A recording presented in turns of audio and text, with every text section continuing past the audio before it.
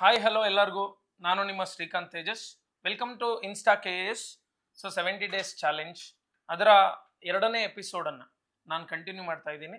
So previous ಸೆಷನ್ನಲ್ಲಿ ನಾವು ಒಂದು important ಟಾಪಿಕನ್ನು ಅಂದರೆ ಎಮರ್ಜಿಂಗ್ ಟೆಕ್ನಾಲಜಿಗೆ ಸಂಬಂಧಪಟ್ಟಂತೆ ಒಂದು ಇಂಪಾರ್ಟೆಂಟ್ ಟಾಪಿಕನ್ನು 360 ಡಿಗ್ರಿ ಡೈಮೆನ್ಷನಲ್ಲಿ ಒಂದು ಅಪ್ರೋಚನ್ನು ಕೊಟ್ಟು ಮತ್ತು ಅದರಿಂದ ಯಾವ ರೀತಿ ಪ್ರಶ್ನೆ ಬರ್ಬೋದು ಅಥವಾ ಬಂದಿದೆ ಅನ್ನುವಂಥದ್ದನ್ನು ನಾವು ಡಿಸ್ಕಸ್ ಮಾಡ್ತಾ ಬಂದ್ವಿ. ಇನ್ ಸೇಮ್ ವೇ ಅದೇ ಒಂದು ಪ್ರಕ್ರಿಯೆಯಲ್ಲಿ ಸೊ ಎರಡನೇ ಟಾಪಿಕ್ ತುಂಬಾ ನ್ಯೂಸ್ ಅಲ್ಲಿ ಇರುವಂತದ್ದು, ತುಂಬಾ ಕರೆಂಟ್ ಅಫೇರ್ಸ್ ಅಲ್ಲಿ ನಿತ್ಯ ಕಾಣಿಸ್ಕೊಳ್ತಾ ಇರುವಂತದ್ದು ಏನದು ಅಂತ ಕೇಳಿದ್ರೆ ಈ ಬಾಹ್ಯಾಕಾಶ ತಂತ್ರಜ್ಞಾನದಲ್ಲಿ ಸ್ಪೇಸ್ ಟೆಕ್ನಾಲಜಿಯಲ್ಲಿ ಇರುವಂತಹ ಒಂದು ಅತ್ಯಂತ ಪ್ರಮುಖವಾದಂತಹ ಒಂದು topic. That is what the space technology of India. ಅಂದ್ರೆ ಭಾರತಕ್ಕೆ ಸಂಬಂಧಪಟ್ಟಂತೆ ಬಾಹ್ಯಾಕಾಶ ನಿಲ್ದಾಣ, ಸೊ ಇಂಡಿಯಾಸ್ ಸ್ಪೇಸ್ ಸ್ಟೇಷನ್ ಅನ್ನುವಂತ ಒಂದು ಟಾಪಿಕ್. ಇದು ಎಷ್ಟು ಇಂಪಾರ್ಟೆಂಟ್ ಅಂತ ಕೇಳಿದ್ರೆ ಈ ಟಾಪಿಕ್ ಅನ್ನುವಂಥದ್ದು ನಿಮ್ಮ ಎಂಟೈರ್ ಸೈನ್ಸ್ ಅಂಡ್ ಟೆಕ್ನಾಲಜಿಯಲ್ಲಿ ಓಕೆ ಸ್ಪೇಸ್ ಟೆಕ್ನಾಲಜಿ ಅಂತ ಒಂದು ಏನ್ ಚಾಪ್ಟರ್ ಇದೆ ಅದರಲ್ಲಿ ಇದಕ್ಕೆ ಅಂತ ಒಂದು ವೆಯ್ಟೇಜ್ ಅನ್ನ ಇಟ್ಕೊಂಡಿರುವಂತ ಒಂದು ಚಾಪ್ಟರ್ ಇದು, ಸಾರಿ ಒಂದು ಟಾಪಿಕ್ ಇದು. ಸೊ ಇದು ಮೈನ್ಸ್ ಅಲ್ಲೂ ಕೂಡ ತುಂಬಾ ಇಂಪಾರ್ಟೆಂಟ್ ರೋಲ್ ನ ಪ್ಲೇ ಮಾಡುತ್ತೆ. ಹಂಗಾಗಿ ಈ ಟಾಪಿಕ್ ಅನ್ನ ಡಿಸ್ಕಸ್ ಮಾಡೋಣ ಅಂತ ಬಂದಿದ್ದೀನಿ. ಈ ಟಾಪಿಕ್ ಅನ್ನ ಯಾವ ರೀತಿ ಅಂದ್ರೆ ನಮ್ಮ ಇಂಡಿಯಾದ ಪರ್ಸ್ಪೆಕ್ಟಿವ್ ಅಲ್ಲಿ ಅಂದ್ರೆ ಭಾರತಕ್ಕೆ ಸಂಬಂಧಪಟ್ಟಂತೆ ಯಾವ ರೀತಿ ಬಾಹ್ಯಾಕಾಶ ನಿಲ್ದಾಣ ಅನ್ನುವಂಥದ್ದನ್ನ ನಾವು ಅಭಿವೃದ್ಧಿ ಪಡಿಸ್ಕೊಳ್ತಾ ಇದ್ದೀವಿ, ಮತ್ತೆ ಇದರಿಂದ ಏನೇನು ಅನುಕೂಲಗಳಿದಾವೆ, ಮತ್ತೆ ಇದನ್ನ ಬಿಲ್ಡ್ ಮಾಡ್ಕೊಳ್ಳೋದಕ್ಕೆ ಏನೇನು ಚಾಲೆಂಜಸ್ ನಮ್ಮ ಮುಂದೆ ಇದಾವೆ ಅನ್ನುವಂಥದ್ದನ್ನ ಸೊ ಇಲ್ಲಿ ಚರ್ಚೆ ಮಾಡ್ತಾ ಹೋಗೋಣ. Okay, so India's space station ಅಂತ ಈ ಒಂದು ಟಾಪಿಕ್ ನ ಹೆಸರು, ಭಾರತದ ಬಾಹ್ಯಾಕಾಶ ನಿಲ್ದಾಣ. ಈ ಭಾರತದ ಬಾಹ್ಯಾಕಾಶ ನಿಲ್ದಾಣ ಅನ್ನೋದಕ್ಕೂ ಮೊದಲು ಕೂಡ ಸೊ ಬಾಹ್ಯಾಕಾಶ ನಿಲ್ದಾಣ ಅನ್ನುವಂಥದ್ರ ಬಗ್ಗೆ ತಿಳ್ಕೊಬೇಕಾಗುತ್ತೆ. ಸರ್ ಸ್ಪೇಸ್ ಸ್ಟೇಷನ್ ಅಂದ್ರೆ ಏನು? ವಾಟ್ ಈಸ್ ಸ್ಪೇಸ್ ಸ್ಟೇಷನ್ ಅಂದ್ರೆ it is an habitable spacecraft. ಅಂದ್ರೆ ಮಾನವ ವಾಸ ಮಾಡೋದಕ್ಕೆ ಯೋಗ್ಯವಾಗಿರುವಂತಹ ಒಂದು ನೌಕೆ. ಈ ನೌಕೆ ಏನಿದೆ ಸೊ ಇದು ಮಾನವನ ಅಂದ್ರೆ ಈ ಮಾನವ ಸಿಬ್ಬಂದಿ ಅಲ್ಲಿ ಉಳ್ಕೊಳ್ಳೋದಕ್ಕೆ ಮತ್ತೆ ಬಾಹ್ಯಾಕಾಶದಲ್ಲಿ ಉಳ್ಕೊಂಡು ಭೂಮಿಯ ಸುತ್ತಲೂ ಸುತ್ತೋ ರೀತಿ ಇದನ್ನ ವಿನ್ಯಾಸಗೊಳಿಸಿರ್ತಾರೆ. ಇಲ್ಲಿ ನೋಡ್ಬೋದು ನೀವು, ಆ habitable spacecraft capable of supporting human crew members and remain in space by orbiting around the earth. ಅಂದ್ರೆ ಭೂಮಿಯ ಸುತ್ತಲೂ ಸುತ್ತಕೊಂಡು ಬಾಹ್ಯಾಕಾಶದಲ್ಲಿ ಉಳ್ಕೊಳ್ಳುವಂತ ಆ ರೀತಿ ವಿನ್ಯಾಸವನ್ನ ಈ ಬಾಹ್ಯಾಕಾಶವನ್ನ ನಿಲ್ದಾಣವನ್ನ ನಾವು ಮಾಡ್ಕೊಂಡಿರ್ತೀವಿ, ಸ್ಪೇಸ್ ಸ್ಟೇಷನ್ ಅನ್ನ. ಸೊ ಇಲ್ಲಿ ಏನೇ ನೀವು ಅರ್ಥ ಮಾಡ್ಕೊಬೇಕಂದ್ರೂ ಕೂಡ ಫಸ್ಟ್ ಸ್ಪೇಸ್ ಸ್ಟೇಷನ್ ಅಂದ್ರೆ ಏನು ಅಂತ ನಾವು ತಿಳ್ಕೊಂಡಿರ್ಬೇಕು. ಬಾಹ್ಯಾಕಾಶ ನಿಲ್ದಾಣ ಅಂದ್ರೆ ಇವಾಗ ನಮ್ಗೆ ಅರ್ಥ ಆಯ್ತು. ಸೊ ಇವತ್ತಿಗೆ ಅಂದ್ರೆ ಜಗತ್ತಿನಲ್ಲಿ ಇವತ್ತಿಗೆ ಯಾರ್ದಾದ್ರೂ ಬಾಹ್ಯಾಕಾಶ ನಿಲ್ದಾಣಗಳು ಅಂದ್ರೆ ಯಾವ ದೇಶದ್ದಾದ್ರೂ ಈಗಾಗಲೇ ಕಕ್ಷೆಯಲ್ಲಿ ಇದಾವ ಸರ್, ಆರ್ಬಿಟ್ ಅಲ್ಲಿ ಇದಾವ ಅಂತ ಕೇಳಿದ್ರೆ ನೋಡಿ, ನಂದೇ ಒಂದು ಪ್ರೀವಿಯಸ್ ಕ್ಲಾಸ್ ಸ್ಪೇಸ್ ಟೆಕ್ನಾಲಜಿಗೆ ಸಂಬಂಧಪಟ್ಟಂತೆ ಮಾಡಿದ್ದೀನಿ. ಅದರಲ್ಲಿ ನೀವೆಲ್ಲರೂ ನೋಡಿರ್ತೀರ, ಅಂದ್ರೆ ಆರ್ಬಿಟ್ಸ್ ಮಾತಾಡಿದ್ವಿ ಅಂದ್ರೆ ಕಕ್ಷೆಗಳು ಅಂತ. ಅದರಲ್ಲಿ ಲಿಯೋ, ಮಿಯೋ, ಓಕೆ ಅಂಡ್ ಹಿಯೋ ಅಂತೆಲ್ಲ ಮಾತಾಡಿದ್ವಿ. ಸೊ ಲಿಯೋ ಆರ್ಬಿಟ್ ಅನ್ನುವಂಥದ್ದು 200ರಿಂದ 2000 ಕಿಲೋಮೀಟರ್ ವರೆಗೂ ಕೂಡ, ಸೊ 200 to 2000 ಕಿಲೋಮೀಟರ್ಸ್ ಆಲ್ಟಿಟ್ಯೂಡ್ ಎತ್ತರದವರೆಗೂ ಕೂಡ ಕಂಡು ಬರುವಂತ ಕಕ್ಷೆ ಈ ಲೋ ಅರ್ತ್ ಆರ್ಬಿಟ್, ಭೂನೀಚ ಕಕ್ಷೆ ಅಂತ ಕರಿತೀವಿ. ಈ ಕಕ್ಷೆಯಲ್ಲಿ ಸುಮಾರು 400 ಕಿಲೋಮೀಟರ್ ಎತ್ತರದಲ್ಲಿ 400 ಕಿಲೋಮೀಟರ್ ಎತ್ತರದಲ್ಲಿ ಒಂದು ನೌಕೆಯನ್ನ, ಒಂದು ದೊಡ್ಡ ನೌಕೆಯನ್ನ, ಒಂದು ದೊಡ್ಡ ಸ್ಪೇಸ್ ಕ್ರಾಫ್ಟ್ ಅನ್ನ ಸೊ ಅಲ್ಲಿ ಆರ್ಬಿಟ್ ಅಲ್ಲಿ ಇನ್ಸ್ಟಾಲ್ ಮಾಡ್ತೀವಿ. ಅದರಲ್ಲಿ ಮಾನವ ಕೂಡ ಉಳ್ಕೊಳ್ಳೋ ರೀತಿ ಅದನ್ನ ಡಿಸೈನ್ ಮಾಡಿರ್ತೀವಿ. ಸೊ ಅದು ಭೂಮಿಯ ಸುತ್ತಲೂ ಸುತ್ತಕೊಂಡಿರುತ್ತೆ. ಸೊ ಅದನ್ನೇ ಬಾಹ್ಯಾಕಾಶ ನಿಲ್ದಾಣ ಅಂತ ಹೇಳ್ತೀವಿ. ಓಕೆ, ಸೊ ಇಂಥ ಬಾಹ್ಯಾಕಾಶ ನಿಲ್ದಾಣಗಳನ್ನ ಇನ್ನು ಯಾವ್ಯಾವ ದೇಶಗಳು ಹೊಂದಿದಾವೆ? ಈಗಾಗಲೇ ಭಾರತ ಹೊಂದಿದೆಯಾ ಅಂತ ಕೇಳಿದ್ರೆ ನೋ ಸರ್, ಇನ್ನೂ ಇಲ್ಲ. But we are planning to develop our own space station by 2035 ಅಂದ್ರೆ 2035 ಒಳಗಾಗಿ ಭಾರತ ತನ್ನದೇ ಆದಂತಹ ಬಾಹ್ಯಾಕಾಶ ನಿಲ್ದಾಣವನ್ನು ಅಭಿವೃದ್ಧಿ ಮಾಡಿಕೊಳ್ಳುವಂತ ಗುರಿಯನ್ನ ಹೊಂದಿದೆ. ಆದ್ರೆ ಈಗಾಗಲೇ ಅಭಿವೃದ್ಧಿ ಮಾಡ್ಕೊಂಡಿಲ್ಲ. ಸೊ ಯಾವ್ಯಾವ ಕಂಟ್ರಿಗಳ ಹತ್ರ ಅಥವಾ ಯಾವ ದೇಶಗಳ ಹತ್ರ ಸ್ಪೇಸ್ ಸ್ಟೇಷನ್ಸ್, ಬಾಹ್ಯಾಕಾಶ ನಿಲ್ದಾಣಗಳು ಇದಾವೆ ಅಂತ ನೋಡೋದಾದ್ರೆ ಇತ್ತೀಚೆಗೆ ನಿಮ್ಗೆ ಗೊತ್ತಿರ್ಬೋದು, ಕರೆಂಟ್ ಅಫೇರ್ಸ್ ಅಲ್ಲಿ ಇತ್ತು ತಿಯಾಂಗಾಂಗ್ ಅಂತ, ತಿಯಾಂಗಾಂಗ್ ಸ್ಪೇಸ್ ಸ್ಟೇಷನ್. ಓಕೆ, ಸೊ ಇದು ಯಾರ್ದು ಅಂತ ಕೇಳಿದ್ರೆ ಚೈನಾಸ್ ಸ್ಪೇಸ್ ಸ್ಟೇಷನ್ ಇಂಡಿವಿಜುವಲ್ ಆಗಿ ಬಿಲ್ಡ್ ಮಾಡ್ಕೊಂಡಿದೆ ತಿಯಾಂಗಾಂಗ್ ಅಂತ. ಆಮೇಲೆ ಜಗತ್ತಿನಲ್ಲೇ ಅತ್ಯಂತ ದೊಡ್ಡ ಬಾಹ್ಯಾಕಾಶ ನಿಲ್ದಾಣವನ್ನ ಓಕೆ ಮೊದಲಿಗೆ ನಿರ್ಮಾಣ ಮಾಡದಂತ ಸೊ ಒಂದು ದೇಶಗಳು ಯಾವ್ಯಾವು ಅಂತ ಕೇಳಿದ್ರೆ ನೋಡಿ, ಅಮೆರಿಕ, USA ಆಗಿರ್ಬೋದು, ಆಮೇಲೆ Russia, okay, and then European space agency, ಆಮೇಲೆ ಕೆನಡಿಯನ್ ಸ್ಪೇಸ್ ಏಜೆನ್ಸಿ. ಸೊ ಇವೆಲ್ಲ ಸೇರ್ಕೊಂಡು JAXA Japan, okay, so space exploration administration ಅಂತ ಕರಿತೀವಿ. ಸೊ ಈ ಜಪಾನ್ ಸ್ಪೇಸ್ ಏಜೆನ್ಸಿ ಇವು 5 ಸೇರ್ಕೊಂಡು ISS ಅನ್ನ ಬಿಲ್ಡ್ ಮಾಡಿರ್ತವೆ, ಇಂಟರ್ನ್ಯಾಷನಲ್ ಸ್ಪೇಸ್ ಸ್ಟೇಷನ್ ಅನ್ನುವಂಥದ್ದನ್ನ ಬಿಲ್ಡ್ ಮಾಡಿರ್ತವೆ. ಸೊ ಆ ಒಂದು ಇಂಟರ್ನ್ಯಾಷನಲ್ ಸ್ಪೇಸ್ ಸ್ಟೇಷನ್, ಅಂತಾರಾಷ್ಟ್ರೀಯ ಬಾಹ್ಯಾಕಾಶ ನಿಲ್ದಾಣ ಏನಿದೆ, ಸೊ ಇದಕ್ಕೆ ಇದುವರೆಗೂ ಕೂಡ 243 ಜನ ವಿಸಿಟ್ ಮಾಡಿರ್ತಾರೆ ಸರ್. 243 ಇನ್ನು ಆಸ್ಟ್ರೋನಾಟ್ಗಳು, ಬಾಹ್ಯಾಕಾಶ ಯಾನಿಗಳು ಅಥವಾ ಗಗನಯಾತ್ರಿಗಳು ಇದುವರೆಗೂ ಅಲ್ಲಿಗೆ ಹೋಗಿದ್ದಾರೆ. ಇನ್ನ ಇತ್ತೀಚೆಗೆ ನಿಮ್ಗೆ ಗೊತ್ತಿರುವಂತದ್ದು ಕರೆಂಟ್ ಅಫೇರ್ಸ್ ಅಲ್ಲಿ ಇದೆ, ಸುನೀತಾ ವಿಲಿಯಮ್ಸ್ ಅವರು ಮತ್ತೆ ಬ್ರಿಡ್ಜ್ ವೆಲ್ಮೋರ್ ಅವರು ಇಬ್ರು ಕೂಡ ಸೊ ಹೋದ್ರು. ಓಕೆ, ಎಲ್ಲಿಗೆ? ಸ್ಪೇಸ್ ಸ್ಟೇಷನ್ಗೆ ಹೋದ್ರು. ಬಟ್ ಬರೋಕ್ ಆಗದೆ ಅಲ್ಲೇ ಸ್ಟಕ್ ಆಗಿದ್ದಾರೆ. ಸೊ ತಾಂತ್ರಿಕ ದೋಷಗಳಿಂದ ಅವರು ಹೋಗಿದ್ದಂತ ಕ್ಯಾಪ್ಸ್ಯೂಲ್ ಅಲ್ಲಿ ಕೆಲವೊಂದು ಟೆಕ್ನಿಕಲ್ ಇಶ್ಯೂಸ್ ಇದೆ. ಸೊ ಹಂಗಾಗಿ ತಾಂತ್ರಿಕ ದೋಷಗಳಿಂದ ಅವ್ರು ಅಲ್ಲೇ ಉಳ್ಕೊಂಡಿದ್ದಾರೆ. ಅವ್ರು ಹೋಗೋಕೆ ಬಳಸಿದಂತ ಒಂದು ನೌಕೆ ಹೆಸರು, ಆ ಸ್ಪೇಸ್ ಕ್ರಾಫ್ಟ್ ನ ಹೆಸರು ಬೋಯಿಂಗ್ ಕಂಪನಿಯ ಸ್ಟಾರ್ ಲೈನರ್ ಅಂತ. ಬೋಯಿಂಗ್ ಕಂಪನಿಯ ಸ್ಟಾರ್ ಲೈನರ್. ಸೊ ಅದಕ್ಕೆ ಸಂಬಂಧಪಟ್ಟಂತೆ ಇತ್ತೀಚೆಗೆ ಹಲವಾರು ಡೆವಲಪ್ಮೆಂಟ್ಸ್ ನಡೀತಾ ಇದಾವೆ. ಯಾಕಂದ್ರೆ ಅವ್ರನ್ನ ವಾಪಸ್ ತರಬೇಕು. ಈಗಾಗಲೇ 7-8 ತಿಂಗಳಾಗ್ತಾ ಬಂತು. ಸೊ ಅವರ ಹೆಂಗೆ ಸರ್ವೈವ್ ಆಗ್ತಾ ಇದಾರೆ ಅಲ್ಲಿ. ಇತ್ತೀಚೆಗೆ ಸುನೀತಾ ವಿಲಿಯಮ್ಸ್ ಅವರ ಒಂದು ಸ್ಟೇಟ್ಮೆಂಟ್, ನಾನು ಭೂಮಿಗೆ ಬಂದ್ರೆ ನಿಜವಾಗ್ಲೂ ನಡೀತೀನ ಅನ್ನುವಂತ ಒಂದು ಸ್ಟೇಟ್ಮೆಂಟ್ ಆಗಿರ್ಬೋದು. ಇವೆಲ್ಲವನ್ನ ಗಮನದಲ್ಲಿ ಇಟ್ಕೊಂಡು ಸೊ ಅವ್ರನ್ನ ಆದಷ್ಟು ಬೇಗ ಭೂಮಿಗೆ ತರಬೇಕು ಅಂತ ಹೇಳಿ ಅವ್ರಿಗಾಗ್ಲೇ ಸ್ಪೇಸ್ ಸ್ಟೇಷನ್ ಅಲ್ಲಿ ಇದ್ದಾರೆ, ಭೂಮಿಯ ಸುತ್ತಾ ಇದ್ದಾರೆ. ಅಲ್ಲಿಂದ ಅವ್ರನ್ನ ವಾಪಸ್ ತರೋದಕ್ಕೆ ಈಗಾಗಲೇ ಎಲಾನ್ ಮಸ್ಕ್ ಅವ್ರ ಜೊತೆ, ಸ್ಪೇಸ್ ಎಕ್ಸ್ ಕಂಪನಿ ಅಂತ ಇದೆ ಎಲಾನ್ ಮಸ್ಕ್ ಅವ್ರದ್ದು, ಅವ್ರ ಜೊತೆ ಈಗಾಗಲೇ ಟ್ರಂಪ್ ಡಿಸ್ಕಸ್ ಮಾಡ್ಕೊಂಡು ಅವ್ರನ್ನ ಏನಾದ್ರೂ ಮಾಡಿ ಹೊರಗಡೆ ತರಬೇಕು, ನಾಸಾ ನಿಮ್ಗೆ ಯಾವುದೇ ರೀತಿಯಾದಂತ ಸಪೋರ್ಟ್ ಅನ್ನ ಮಾಡುತ್ತೆ ಅಂತ ಹೇಳಿ ಈಗಾಗಲೇ ಮಾತುಕತೆಗಳು ನಡೆಸ್ತಾ ಇದ್ದಾರೆ. ಸೊ ಆದಷ್ಟು ಬೇಗ ಅವ್ರನ್ನ ತರಲಿ. ಅಂಡ್ ಈ ಸ್ಪೇಸ್ ಸ್ಟೇಷನ್ ಬಗ್ಗೆನೇ ಮಾತಾಡ್ತಾ ಇದ್ದೀನಿ. ಇದೇ ಬಾಹ್ಯಾಕಾಶ ನಿಲ್ದಾಣ ಅನ್ನುವಂತ ಈ ಒಂದು ಕಾನ್ಸೆಪ್ಟ್ ಅನ್ನ ಜಗತ್ತಿಗೆ ಮೊದಲು ಕೊಟ್ಟಂತ ದೇಶ.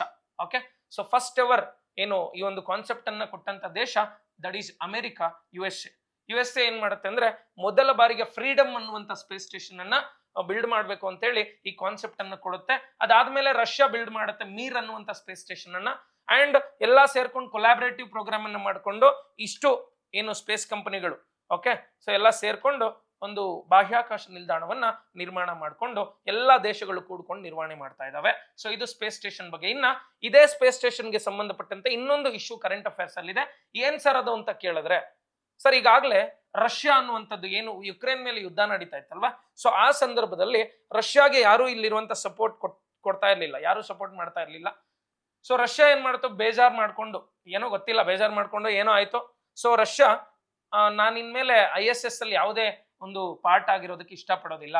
ಸೊ ಇಂಟರ್ನ್ಯಾಷನಲ್ ಸ್ಪೇಸ್ ಸ್ಟೇಷನ್ಗೆ ನನ್ನಿಂದ ಇನ್ನೊಬ್ರು ನಾನು ಕಳ್ಸ್ಕೊಡೋದಿಲ್ಲ. ಸೊ ನಮ್ಮ ದೇಶದಿಂದ ನಾವ್ ಇನ್ನಲ್ಲಿಗೆ ಹೋಗೋದು ಇಲ್ಲ. ಸೊ ನಮ್ಗದು ಬೇಡ. ನಾವು ಅದಕ್ಕೆ ಸಂಬಂಧಪಟ್ಟಂತೆ ಯಾವುದೇ ಡೆವಲಪ್ಮೆಂಟ್ಸ್ ಅಲ್ಲಾಗ್ಲಿ ಯಾವುದೇ ವಿಚಾರಗಳಲ್ಲಿ ತಲೆ ಹಾಕಲ್ಲ ಅಂತೇಳಿ ISS ಇಂದ ಹೊರಗಡೆ ಬಂದ್ಬಿಡ್ತು ರಷ್ಯಾ. ಓಕೆ, ರಷ್ಯಾ ಹೊರಗಡೆ ಬಂದಿದ ತಕ್ಷಣ ಅಮೆರಿಕ ಏನ್ ಮಾಡ್ತು ಅಂದ್ರೆ, ಆಯ್ತು ಇವಾಗ ಎಲ್ರೂ ಸೇರಿ ಬಿಲ್ಡ್ ಮಾಡ್ಕೊಂಡಿದೀವಿ. ಸೊ ನಿಮಗೆ ಏನಂತಿದೆ, ನಿಮ್ಮಿಂದ ನಾವು ISS ಅನ್ನ ಬಿಲ್ಡ್ ಮಾಡ್ಕೊಂಡಿದೀವಿ ಅನ್ನೋಂಥ ಮನೋಭಾವನೆ ಇರುತ್ತೆ. ಸೊ ನಾವು ಕೂಡ ಇರೋದು ಬೇಡ, ಯಾಕಂದ್ರೆ ಅವರಿಬ್ರು ಶತ್ರುಗಳಲ್ವಾ. ಸೊ ಹಂಗಾಗಿ ನಾವು ಕೂಡ ಇರೋದು ಬೇಡ ಅಂದಾಗ ಇನ್ನಿರೋ ಯಾವ ಕೇಪಬಲ್ ಇಲ್ಲ ಅದನ್ನ ನಿರ್ವಹಿಸೋದಕ್ಕೆ. ಅದಕ್ಕೆ ಈ ಅಮೆರಿಕಾಗೆ ಎಲ್ಲರೂ ಸೇರ್ಕೊಂಡು ಆಯ್ತು ಡಿಕಮಿಷನ್ ಮಾಡ್ಬಿಡೋಣ, ಅದನ್ನ ನಾಶ ಮಾಡ್ಬಿಡೋಣ ISS ಅನ್ನ ಅಂತ ಹೇಳಿ ಸೊ ಮಾತುಕತೆಯನ್ನು ಮಾಡಿಕೊಂಡು 2030 ಒಳಗಾಗಿ ಈ ಒಂದು ISS ಇಂಟರ್ನ್ಯಾಷನಲ್ ಸ್ಪೇಸ್ ಸ್ಟೇಷನ್ ಬಾಹ್ಯಾಕಾಶ ನಿಲ್ದಾಣವನ್ನ ಅಲ್ಲಿ ಏನಿದೆ ಬಾಹ್ಯಾಕಾಶದಲ್ಲಿ ಅದನ್ನ ಡಿಕಮಿಷನ್ ಮಾಡುವಂತ ಕೆಲಸಕ್ಕೆ ಮುಂದಾಗ್ತಾ ಇದಾವೆ. ಆ ಒಂದು ಕಾಂಟ್ರಾಕ್ಟ್ ಅನ್ನ ಎಲಾನ್ ಮಸ್ಕ್ ಅವರಿಗೆ, ಸ್ಪೇಸ್ ಎಕ್ಸ್ ಕಂಪನಿಯ ಎಲಾನ್ ಮಸ್ಕ್ ಅವರಿಗೆ ಕೊಟ್ಟಿದ್ದಾರೆ. ಅಂದ್ರೆ ಈ ನಾಸಾ ಏನ್ ಮಾಡಿದೆ ಅಂದ್ರೆ ಒಂದು ಸ್ಟೇಟ್ಮೆಂಟ್ ಅನ್ನು ಕೊಟ್ಟಿದೆ. ನೋಡಿ, ಈ ಬಾಹ್ಯಾಕಾಶ ನಿಲ್ದಾಣ ಅನ್ನುವಂಥದ್ದು ಸುಮಾರು 4 ಲಕ್ಷ ಕೆಜಿ ಇದೆ ಸರ್, 4 lakh kgs ಇದೆ. ಓಕೆ, ಸೊ 4 lakh kgs ಇರುವಂತ ಈ ಒಂದು ಸ್ಪೇಸ್ ಸ್ಟೇಷನ್ ಅನ್ನುವಂಥದ್ದು, ಬಾಹ್ಯಾಕಾಶ ನಿಲ್ದಾಣ ಅನ್ನುವಂಥದ್ದು. So this the world's largest space station, ಜಗತ್ತಿನ ಅತ್ಯಂತ ದೊಡ್ಡ ಬಾಹ್ಯಾಕಾಶ ನಿಲ್ದಾಣ. ಸೊ ಅದನ್ನ ಅಲ್ಲೇನಾದ್ರೂ ನಾವು ಬ್ಲಾಸ್ಟ್ ಮಾಡೋದಾಗ್ಲಿ, ಇಲ್ಲಾಂದ್ರೆ ಬೇರೆ ಒಂದು ಕೃತ್ಯಗಳಿಂದ ಅದನ್ನ ನಾಶ ಮಾಡ್ಬೇಕು ಅಂತ ನೋಡಿದಾಗ ಸೊ ಅಲ್ಲಿ ಡೆಬ್ರಿಸ್ ಅಂದ್ರೆ ಕಸ, ಈ ಜಂಕ್ ಅನ್ನುವಂಥದ್ದು ಜಾಸ್ತಿ ಕ್ರಿಯೇಟ್ ಆಗುತ್ತೆ. ಈಗಾಗಲೇ ಸ್ಪೇಸ್ ಜಂಕ್, ಸ್ಪೇಸ್ ಡೆಬ್ರಿಸ್ ಅನ್ನುವಂಥ ತುಂಬಾ ದೊಡ್ಡ ತಲೆನೋವಾಗಿದೆ. ಸೊ ಇವಾಗ ಅದನ್ನ ಹೆಂಗೋ ಮಾಡಿ ವಾಪಸ್ ತರಬೇಕು ಭೂಮಿಗೆ ಅಂತ ಎಲ್ಲ ವರ್ಕ್ ಮಾಡ್ತಾ ಇದ್ದಾರೆ. ಸೊ ಈಗಾಗಲೇ ಅದನ್ನ ತರಬೇಕು ಅಂದ್ರೆ ರಿಯೂಸಬಲ್ ಲಾಂಚ್ ವೆಹಿಕಲ್ಸ್ ಬೇಕು. ರಿಯೂಸಬಲ್ ಲಾಂಚ್ ವೆಹಿಕಲ್ಸ್ ಯಾರ ಹತ್ರನೂ ಇಲ್ಲ ಅಟ್ ಪ್ರೆಸೆಂಟ್. ಇರುವಂತದ್ದು ಎಲಾನ್ ಮಸ್ಕ್ ಅವರ ಸ್ಪೇಸ್ ಎಕ್ಸ್ ಕಂಪನಿ ಹತ್ರ ಅಂಡ್ ದೆನ್ ನಾಸಾ ಹತ್ರ ಇದೆ. ಓಕೆ, ಫುಲ್ ಫ್ಲೆಡ್ಜ್ ಆಗಿ ಈ ನಾಸಾದು ಕೆಲಸ ಮಾಡ್ತಾ ಇಲ್ಲ. ಎಲಾನ್ ಮಸ್ಕ್ ಅವರ ಹತ್ರ full fledged reusable launch vehicles ಇದೆ. India is developing reusable launch vehicles. So ಇನ್ನೂ ಕೂಡ ನಮ್ಮಲ್ಲಿ ಟೆಸ್ಟ್ ಡೆಮಾನ್ಸ್ಟ್ರೇಷನ್ ನಡೀತಾ ಇದೆ, ಬಟ್ ಯಾವುದೇ ಕಂಪ್ಲೀಟ್ ಆಗಿ ಡೆವಲಪ್ಮೆಂಟ್ಸ್ ಆಗಿಲ್ಲ. ಸೊ ಇದು ರಿಯೂಸಬಲ್ ಲಾಂಚ್ ವೆಹಿಕಲ್ಸ್ ಹೋಗ್ಬೇಕು, ಅದನ್ನ ಕಲೆಕ್ಟ್ ಮಾಡ್ಕೋಬೇಕು, ಒಂದೊಂದನ್ನ ಅನ್ಡಾಕ್ ಮಾಡ್ಬೇಕು, ಅಂದ್ರೆ ಬಿಚ್ಕೊಬೇಕು ಒಂದೊಂದು ಪಾರ್ಟ್ ಅನ್ನು ಕೂಡ. ಸೊ ಬಿಚ್ಕೊಂಡು ಬಂದು ಲ್ಯಾಂಡ್ ಮಾಡಿ ಭೂಮಿಯಲ್ಲಿ ಮತ್ತೆ ಅದನ್ನ ಸೊ ಡಿಸ್ಪೋಸ್ ಮಾಡ್ಬೇಕಾಗತ್ತೆ. ಸ್ಪೇಸ್ ಸ್ಟೇಷನ್ ಅನ್ನ ಒಂದೊಂದು ಪಾರ್ಟ್ ಅನ್ನು ಭೂಮಿಗೆ ತರಬೇಕು, ಯಾಕಂದ್ರೆ ಇದು 4 ಲಕ್ಷ kg ಇರುವಂತದ್ದು. ಸೊ ಇದನ್ನ ಲಕ್ಷಾಂತರ ಕೋಟಿ ರೂಪಾಯಿ ಕಾಂಟ್ರಾಕ್ಟ್ ಅನ್ನ ಈಗಾಗಲೇ ಯಾರಿಗೆ, ಎಲಾನ್ ಮಸ್ಕ್ ಅವ್ರಿಗೆ ಕೊಟ್ಟಿದ್ದಾರೆ. ಇನ್ನು 2030 ಆದ್ಮೇಲೆ ಇಂಟರ್ನ್ಯಾಷನಲ್ ಸ್ಪೇಸ್ ಸ್ಟೇಷನ್ ಅನ್ನುವಂಥದ್ದು ಇರೋದಿಲ್ಲ. ಓಕೆ, ಸೊ ಇದು ಕ್ಲಿಯರ್ ಆಗಿ ನಮ್ಗೆ ಗೊತ್ತಿರಬೇಕಾಗಿರುತ್ತೆ. ಇದು ಕರೆಂಟ್ ಅಫೇರ್ಸ್ ನ ವಿಚಾರ ಸ್ಪೇಸ್ ಸ್ಟೇಷನ್ಗೆ ಸಂಬಂಧಪಟ್ಟಂತೆ. ಸೊ ಇದರ ಹೊರತಾಗಿ ಇಂಡಿಯಾ ಏನ್ ಮಾಡ್ತಾ ಇದೆ ಅಂದ್ರೆ, ನಮ್ಮ ಭಾರತ ತನ್ನ ಸ್ವಂತ ಬಾಹ್ಯಾಕಾಶ ನಿಲ್ದಾಣವನ್ನ ನಿರ್ಮಾಣ ಮಾಡ್ಕೊಬೇಕು ಅಂತ ಹೇಳಿ ಸೊ ಈ ಒಂದು ಕಾರ್ಯಕ್ರಮಕ್ಕೆ ಕೈ ಜೋಡಿಸ್ತಾ ಇದೆ. ಸೊ ಇದಕ್ಕೆ ತಕ್ಕಂತೆ ಇತ್ತೀಚೆಗೆ ಹಲವಾರು ಏನು ಪ್ರಯೋಗಗಳನ್ನು ಕೂಡ ಮಾಡ್ತಾ ಇದೆ. ಈಗಾಗಲೇ ಬಾಹ್ಯಾಕಾಶ ನಿಲ್ದಾಣವನ್ನ ನಿರ್ಮಾಣ ಮಾಡ್ಕೊಬೇಕು ಅಂತೇಳಿ ಸೊ ಕೆಲವೊಂದು ಪ್ರಯೋಗಗಳನ್ನ ಮಾಡ್ತಾ ಇದೆ. ಅದರ ಭಾಗವಾಗಿ ಗಗನಯಾನನ್ನು ಕೂಡ ಮಾಡ್ತಾ ಇದೆ. ಗಗನಯಾನ್ ಅಂದ್ರೆ ಮಾನವನನ್ನ ಬಾಹ್ಯಾಕಾಶಕ್ಕೆ ಕಳಿಸಿ ಈಗಾಗಲೇ 4 ಜನ ಕ್ರೀವನ್ನ ಸೆಲೆಕ್ಟ್ ಮಾಡ್ಕೊಂಡಿದ್ದಾರೆ. ಅದರಲ್ಲಿ 3 ಜನ ಬಾಹ್ಯಾಕಾಶಕ್ಕೆ ಕಳಿಸ್ತಾರೆ. ಸೊ ಕಳಿಸಿ ಸುಮಾರು 3 ರಿಂದ 5 ದಿನಗಳ ಕಾಲ ಅವರು ಲಿಯೋ ಆರ್ಬಿಟಲ್ 400 ಕಿಲೋಮೀಟರ್ ಎತ್ತರದಲ್ಲಿ ಭೂಮಿಯ ಸುತ್ತಲೂ ಸುತ್ತಕೊಂಡು ಮತ್ತೆ ಭೂಮಿಗೆ ವಾಪಸ್ ಬರುವಂತ ಕಾರ್ಯವನ್ನ ಸೊ ಇಲ್ಲಿ ಮಾಡಲಾಗತ್ತೆ. ಸೊ ಅವ್ರು ಬಂದಿದ್ದಾದ್ಮೇಲೆ ಓಕೆ, ಅದಕ್ಕೂ ಮೊದಲು ನಾವೇನ್ ಮಾಡ್ತೀವಿ, ಫಸ್ಟ್ ಮನುಷ್ಯರನ್ನ ಕಳ್ಸಲ್ಲ, ಅದಕ್ಕೂ ಮೊದಲು ವ್ಯೋಮ ಮಿತ್ರ ಅನ್ನುವಂತ ರೋಬೋಟ್ ಅನ್ನ ನಮ್ಮ ಇಸ್ರೋ ತಯಾರು ಮಾಡ್ಕೊಂಡಿದೆ. ರೋಬೋಟ್ ಅನ್ನ ಕಳಿಸ್ತೀವಿ ಬಾಹ್ಯಾಕಾಶಕ್ಕೆ. ಆ ರೋಬೋಟ್ ಹೋಗಿ ಬಂದ್ರೆ ಸೇಫ್ ಆಗಿ ಲ್ಯಾಂಡ್ ಆದ್ಮೇಲೆ ಅದು ಗ್ರೀನ್ ಸಿಗ್ನಲ್ ಕೊಟ್ರೆ ನಾವು ಮನುಷ್ಯನ ಬಾಹ್ಯಾಕಾಶಕ್ಕೆ ಕಳಿಸ್ತೀವಿ. ಸೊ ಅದು ಗಗನಯಾನ್ ಅನ್ನುವಂಥದ್ದು ಹ್ಯೂಮನ್ ಪ್ರಾಜೆಕ್ಟ್ಸ್ಗೆ ಅಂದ್ರೆ ಮಾನವ ಬಾಹ್ಯಾಕಾಶ ಕಾರ್ಯಕ್ರಮಗಳಿಗೆ ಸೊ ಒಂದು ನಾಂದಿ ಆಡುವಂತ ಕೆಲಸವನ್ನ ಮಾಡ್ತಾ ಇದ್ದಾರೆ ನಮ್ಮ ಇಸ್ರೋ ಅನ್ನುವಂಥದ್ದು. ಅಟ್ ದಿ ಸೇಮ್ ಟೈಮ್ ಈ ಸ್ಪೇಸ್ ಸ್ಟೇಷನ್ ಅನ್ನು ಬಿಲ್ಡ್ ಮಾಡ್ಕೊಳ್ಳೋದಕ್ಕೋಸ್ಕರ ನಮ್ಮ ಇಸ್ರೋ ಅನ್ನುವಂಥದ್ದು ವರ್ಕ್ ಮಾಡ್ತಾ ಇದೆ. ಸೊ ಇದರ ಒಂದು ಉದಾಹರಣೆ ಅನ್ನುವಂತೆ ಇತ್ತೀಚೆಗೆ ನಿಮ್ಗೆ ಗೊತ್ತಿದೆ ಸ್ಪೇಡೆಕ್ಸ್ ಅನ್ನುವಂತ ಎಕ್ಸ್ಪೆರಿಮೆಂಟ್ ಅನ್ನು ಕಂಡಕ್ಟ್ ಮಾಡಿತ್ತು ನಮ್ಮ ಇಸ್ರೋ. ಸ್ಪೇಡೆಕ್ಸ್ ಅಂದ್ರೆ ಸ್ಪೇಸ್ ಡಾಕಿಂಗ್ ಎಕ್ಸ್ಪೆರಿಮೆಂಟ್ ಅಂತ. ಡಾಕಿಂಗ್ ಅಂದ್ರೆ ಏನು, ಸೇರಿಸ್ಕೊಳ್ಳೋದು. ಸರ್ ನಿಮ್ಗೆ ಗೊತ್ತಿರ್ಲಿ, ನಮ್ಮ ಬಾಹ್ಯಾಕಾಶ ನಿಲ್ದಾಣದ ಒಟ್ಟು ತೂಕ ಎಷ್ಟು ಅಂದ್ರೆ 20,000 kg, 20,000 kgs. 20,000 kg ಅಂತಂದಾಗ 20,000 kgಗಳನ್ನ ಒಂದೇ ಸಲ ಬಾಹ್ಯಾಕಾಶಕ್ಕೆ ತಗೊಂಡೋಗೋದಕ್ಕೆ ಆಗೋದಿಲ್ಲ. ಸೊ ಒಂದೇ ಸಲ ತಗೊಂಡೋಗೋದಕ್ಕೆ ಆಗೋದಿಲ್ಲ, ಬದಲಾಗಿ ಏನ್ ಮಾಡ್ಬೇಕು ಅಂದ್ರೆ ನಮ್ಮ ಹತ್ರ ಇರುವಂತ ರಾಕೆಟ್ಗಳು, ಓಕೆ, ನಮ್ಮ ಹತ್ರ ಇರುವಂತ ರಾಕೆಟ್ಗಳೇನಿದಾವೆ, for example GSLV Mark 3 LVM-3 ಅಂತ ಕರಿತೀವಿ, ಈ ರಾಕೆಟ್ ಅನ್ನು ಯೂಸ್ ಮಾಡ್ಕೊಳ್ತೀವಿ. It can carry up to 8,000 to 10,000 kgs per time. ಒಂದು ಸಿಂಗಲ್ ಟೈಮ್ ಅಷ್ಟು ತಗೊಂಡೋಗುತ್ತೆ. ಸೊ ಹಂಗಾಗಿ ಆ ರಾಕೆಟ್ ಅನ್ನು ಬಳಸಿದ್ರು ಕೂಡ ಒಂದು 3 ಸಲ ಕಳಿಸ್ಬೇಕು ನಾವು ಪಾರ್ಟ್ಸ್ ಅನ್ನ. ಕಳಿಸಿ ಫಿಕ್ಸ್ ಮಾಡಬೇಕು. ಒಂದೊಂದು ಮೆಟೀರಿಯಲ್ ನ ಒಂದೊಂದ್ ಸಲ ಕಳಿಸಿ ಡಾಕ್ ಮಾಡುವಂತ ಕೆಲಸ ನಡೆಯುತ್ತೆ. ಡಾಕಿಂಗ್ ಅಂದ್ರೆ ಇಷ್ಟ ಫಿಕ್ಸ್ ಮಾಡೋದು, ಒಂದಕ್ಕೊಂದು ಸೇರಿಸೋದು. ಇತ್ತೀಚೆಗೆ ಏನ್ ಮಾಡಿದ್ವಿ ಅಂದ್ರೆ 2 ಉಪಗ್ರಹಗಳನ್ನ ಬಾಹ್ಯಾಕಾಶಕ್ಕೆ ಕಳಿಸಿದ್ವಿ. ಓಕೆ, ಇನ್ನೇನು ಡಿಸೆಂಬರ್ ಅಲ್ಲೇ. ಬಟ್ ಡಾಕಿಂಗ್ ಎಕ್ಸ್ಪೆರಿಮೆಂಟ್ ಕಂಪ್ಲೀಟ್ ಆಗಿದ್ದೆ ಯಾವಾಗ ಅಂದ್ರೆ ಸೊ ಜನವರಿ 6ನೇ ತಾರೀಕು. ಸೊ ಇಲ್ಲಿ ಏನಾಯ್ತು ಅಂದ್ರೆ ಸೊ ನೋಡಿ, ಸ್ಪೇಸ್ ಬಾಹ್ಯಾಕಾಶಕ್ಕೆ 2 ಉಪಗ್ರಹಗಳನ್ನ ಕಳಿಸಿದ್ವಿ. ಒಂದ್ರ ಹೆಸರು ಟಾರ್ಗೆಟ್ ಅಂತ, ಇನ್ನೊಂದ್ ಹೆಸರು ಏನು ಅಂದ್ರೆ ಸರ್ ಇನ್ನೊಂದ್ ಹೆಸರು ಚೇಸರ್. ಈ ಎರಡನ್ನೂ ಕೂಡ 300 ಮೀಟರ್ ಗ್ಯಾಪ್ ಅಲ್ಲಿ ಕಕ್ಷೆಯಲ್ಲಿ ಕೂರಿಸಿದ್ರು. ಗ್ಯಾಪ್ ಅಲ್ಲಿ ಕೂರಿಸಿ ನಿಧಾನಕ್ಕೆ ಇದ್ರ ವೇಗವನ್ನ ಕಡಿಮೆ ಮಾಡಿ ಚೇಸರ್ ಅಂದ್ರೆ ಏನು, ಓಡಿಸ್ಕೊಂಡೋಗಿ ಸೇರ್ಕೊಳ್ಳೋದು ಟಾರ್ಗೆಟ್ಗೆ, ಗುರಿಗೆ. ಸೊ ಹಂಗಾಗಿ ನಿಧಾನಕ್ಕೆ ಹೋಗಿ ಇದು ನಿಧಾನ ಸ್ಲೋ ಮಾಡ್ತಾ ಇರ್ತಾರೆ, ಇದು ಹೋಗಿ ಬಂದು ಇಲ್ಲಿ 2 ಡಾಕ್ ಆಗ್ಬೇಕು, ಸೇರ್ಕೊಬೇಕು. ನೋಡಿ ಇಲ್ಲಿ ಸ್ಪೇಸ್ ಸ್ಟೇಷನ್ ಅನ್ನುವಂಥದ್ದಿದೆ. ಸೊ ಇದು ISS ಇಂಟರ್ನ್ಯಾಷನಲ್ ಸ್ಪೇಸ್ ಸ್ಟೇಷನ್ ಅನ್ನುವಂಥದ್ದು 4 ಲಕ್ಷ kg ಇದೆ. ನೋಡಿ ಒಂದೊಂದ್ ಸಲ ಕಳ್ಸಿರ್ತಾರೆ, ಹಿಂಗ್ ಒಂದೊಂದ್ ಸಲ ಕಳ್ಸಿ ಡಾಕ್ ಮಾಡಿರೋದು, ಒಂದಕ್ಕೊಂದು ಸೇರಿಸಿ ಇಷ್ಟು ದೊಡ್ಡದಾಗಿರೋದು ಇದ್ರ ಒಳಗಡೆ. ಓಕೆ, ಸೊ ಕ್ರೀವ್ ಅಂದ್ರೆ ಸಿಬ್ಬಂದಿ ಕೆಲಸ ಮಾಡ್ತಾರೆ. ಎಷ್ಟೊಂದು ಪ್ರಯೋಗಾಲಯಗಳಿದಾವೆ, ಲ್ಯಾಬೊರೇಟರಿಗಳು. ಸೊ ಅಲ್ಲಿ ಎಕ್ಸ್ಪೆರಿಮೆಂಟ್ಗಳನ್ನ ಕಂಡಕ್ಟ್ ಮಾಡ್ತಾರೆ, ಅಂದ್ರೆ ಮೈಕ್ರೋ ಗ್ರಾವಿಟಿ ಎಕ್ಸ್ಪೆರಿಮೆಂಟ್ಗಳನ್ನ ಕಂಡಕ್ಟ್ ಮಾಡ್ತಾರೆ. ಸೊ ಹಲವಾರು ಸಂಶೋಧನೆಗಳನ್ನ ಮಾಡ್ತಾರೆ ಇಲ್ಲಿ. ಸೊ ವಿಜ್ಞಾನ ಕ್ಷೇತ್ರಕ್ಕೆ ಸಂಬಂಧಪಟ್ಟಂತೆ, ಭೂಗೋಳಕ್ಕೆ ಸಂಬಂಧಪಟ್ಟಂತೆ ಎಲ್ಲಾ ರೀತಿ ಪ್ರಯೋಗಗಳನ್ನ ಬಾಹ್ಯಾಕಾಶ ನಿಲ್ದಾಣದಲ್ಲಿ ಇದ್ಕೊಂಡು ಮಾಡ್ತಾರೆ. ಸೊ ಈ ಬಾಹ್ಯಾಕಾಶ ನಿಲ್ದಾಣ ಅನ್ನುವಂಥದ್ದು ತುಂಬಾ ದೊಡ್ಡದಾಗಿರುತ್ತೆ. ಹಂಗಾಗಿ ಹಲವಾರು ಬಾರಿ ಕಳಿಸ್ಬೇಕು, ಪ್ರತಿ ಬಾರಿ ಕಳಿಸಿ ಡಾಕ್ ಮಾಡ್ಬೇಕಾಗತ್ತೆ ಏನೋ ಇದರ ವಸ್ತುಗಳನ್ನ. ಸೊ ಹಂಗಾಗಿ ಈ ಡಾಕಿಂಗ್ ಎಕ್ಸ್ಪೆರಿಮೆಂಟ್ ಅನ್ನುವಂಥದ್ದು ಯಶಸ್ವಿಯಾಗಿ ನಾವು ಪೂರ್ಣಗೊಳಿಸ್ಕೊಂಡಿದೀವಿ. ಇದೊಂದು ಮೈಲಿಗಲ್ಲು ಅಂತ ಹೇಳ್ಬೋದು. ಸೊ ಈ ಸ್ಪೇಡೆಕ್ಸ್ ಅನ್ನುವಂಥದ್ದು ಒಂದು ಮೈಲಿಗಲ್ಲು, ಈ ಬಾಹ್ಯಾಕಾಶ ನಿಲ್ದಾಣದ ಸೊ ಒಂದು ಮುಂದಿನ ಹೆಜ್ಜೆ ಅಂತೇಳಿ ನಾವು ಹೇಳ್ಬೋದು. ಓಕೆ, ಸೊ ಸ್ಪೇಡೆಕ್ಸ್ ಅನ್ನುವಂಥದ್ದು ಈಗಾಗಲೇ ಹೇಳಿದ್ದೀನಿ, ಲಿಯೋ ಆರ್ಬಿಟಲ್ ಇರುತ್ತೆ. ISS ಬಗ್ಗೆ ಈಗಾಗಲೇ ಮಾತಾಡಿದ್ದೀನಿ ನಾನು. Okay, so these about the ಏನು ಸ್ಪೇಸ್ ಸ್ಟೇಷನ್ ಅಂಡ್ ಈಗಾಗಲೇ ಏನೇನು ಬಾಹ್ಯಾಕಾಶ ನಿಲ್ದಾಣಗಳಿದಾವೆ ಸೊ ಇವುಗಳ ಬಗ್ಗೆ ಎಲ್ಲ ಹೇಳಿದ್ದೀನಿ. ಮತ್ತೆ ನಮ್ಮ ಬಾಹ್ಯಾಕಾಶ ನಿಲ್ದಾಣ ಅನ್ನುವಂಥದ್ದು ಯಾವ ರೀತಿ ವಿಭಿನ್ನವಾಗಿದೆ ಅಂದ್ರೆ ISSಗೆ ಕಂಪೇರ್ ಮಾಡಿದಾಗ, ನೀವು ಇಂಟರ್ನ್ಯಾಷನಲ್ ಸ್ಪೇಸ್ ಸ್ಟೇಷನ್ಗೆ ಸಪೋಸ್ ಯಾರಾದ್ರೂ ಹೋದ್ರೆ 6 ತಿಂಗಳ ಕಾಲ ಉಳ್ಕೊಬೋದಲ್ಲಿ. ಓಕೆ, ಆ ತರ ಆಮ್ಲಜನಕ ಎಲ್ಲ ಕೂಡ ಸೊ ಅಲ್ಲಿ ಸ್ಟೋರ್ ಮಾಡ್ಕೊಳ್ಳುವಂತ ಎಬಿಲಿಟೀಸ್ ಇರುತ್ತೆ. 6 ದಿನಗಳ ಕಾಲ ಹ್ಯಾಬಿಟಬಲ್ ಆಗಿರುತ್ತದೆ, 6 ತಿಂಗಳ ಕಾಲ. ಆದ್ರೆ ನಮ್ಮ ಬಾಹ್ಯಾಕಾಶ ನಿಲ್ದಾಣ ಅನ್ನುವಂಥದ್ದು ಅದಕ್ಕಿಂತ ತುಂಬಾ ಚಿಕ್ಕದಿರುವ ಕಾರಣ ಸೊ ತುಂಬಾ ಚಿಕ್ಕದಿರುತ್ತೆ. ಓಕೆ, ಸೊ ಹಂಗಾಗಿ ಈ ಚಿಕ್ಕದಾಗಿರುವ ಕಾರಣ ಸುಮಾರು 20 ದಿನ ಉಳ್ಕೊಳ್ಳುವಂತ ಒಂದು ವಾತಾವರಣವನ್ನ ನಾವು ಸೃಷ್ಟಿ ಮಾಡಿರ್ತೀವಿ. ಆಮೇಲೆ ನಮ್ಮ ಭಾರತದ ಬಾಹ್ಯಾಕಾಶ ನಿಲ್ದಾಣಕ್ಕೆ ಏನಂತ ಹೆಸರು ಕೊಟ್ಟಿದೀವಿ ಅಂದ್ರೆ ಭಾರತೀಯ ಅಂತರಿಕ್ಷ ಸ್ಟೇಷನ್ ಅಂತ. ಭಾರತೀಯ ಅಂತರಿಕ್ಷ ಸ್ಟೇಷನ್.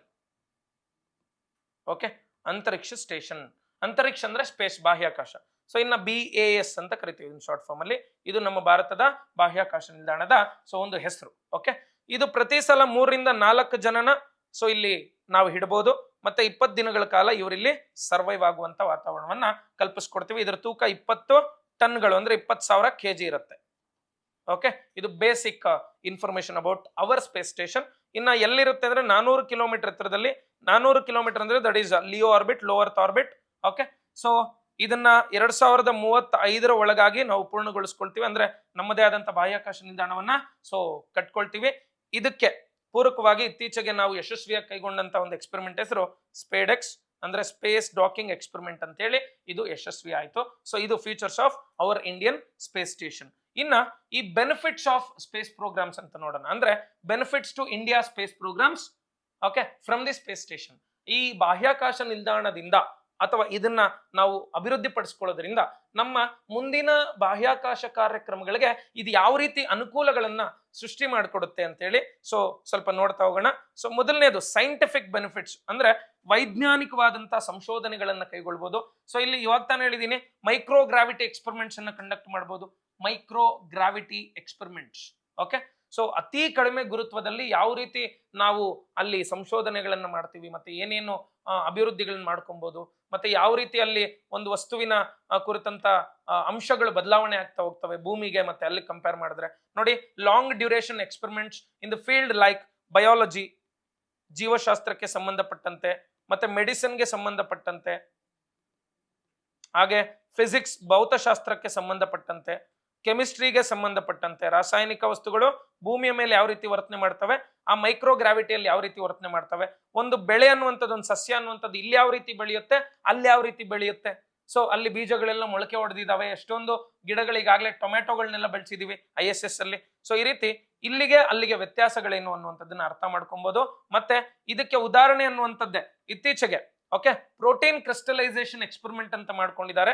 ಸೊ ಇದ್ರ ಮುಖಾಂತರ ಈ ಪ್ರೋಟೀನ್ ನ ಯಾವ ರೀತಿ ಅಭಿವೃದ್ಧಿ ಮಾಡಬಹುದು ಅನ್ನುವಂಥದ್ದನ್ನು ಕೂಡ ಸ್ವಲ್ಪ ಪ್ರೂವ್ ಮಾಡಲಾಗಿದೆ. ಈ ರೀತಿ ಹಲವಾರು ಸೈಂಟಿಫಿಕ್ ರಿಸರ್ಚ್ ಗಳನ್ನ ಕಂಡಕ್ಟ್ ಮಾಡ್ತೀವಿ ಎಲ್ಲಿ ಬಾಹ್ಯಾಕಾಶ ನಿಲ್ದಾಣದಲ್ಲಿ. ಬಾಹ್ಯಾಕಾಶ ನಿಲ್ದಾಣವನ್ನ ಅಭಿವೃದ್ಧಿ ಪಡಿಸ್ಕೊಂಡ್ರೆ ನಮಗೆ ವೈಜ್ಞಾನಿಕ ಸಂಶೋಧನೆಗಳಿಗೆ ಅತ್ಯಂತ ಹೆಚ್ಚಿನ ಒಂದು ಕಾಂಟ್ರಿಬ್ಯೂಷನ್ ಅನ್ನ ಕೊಟ್ಟಂಗ ಆಗತ್ತೆ ನಮ್ಮ ಸ್ಪೇಸ್ ಸ್ಟೇಷನ್ ಕಡೆಯಿಂದ. ಎರಡನೇದು ಕ್ಲೈಮೇಟ್ ಸ್ಟಡೀಸ್. ಕ್ಲೈಮೇಟ್ ಸ್ಟಡೀಸ್ ಇದಕ್ಕೆ ಸಂಬಂಧಪಟ್ಟಂತೆ ಓಕೆ.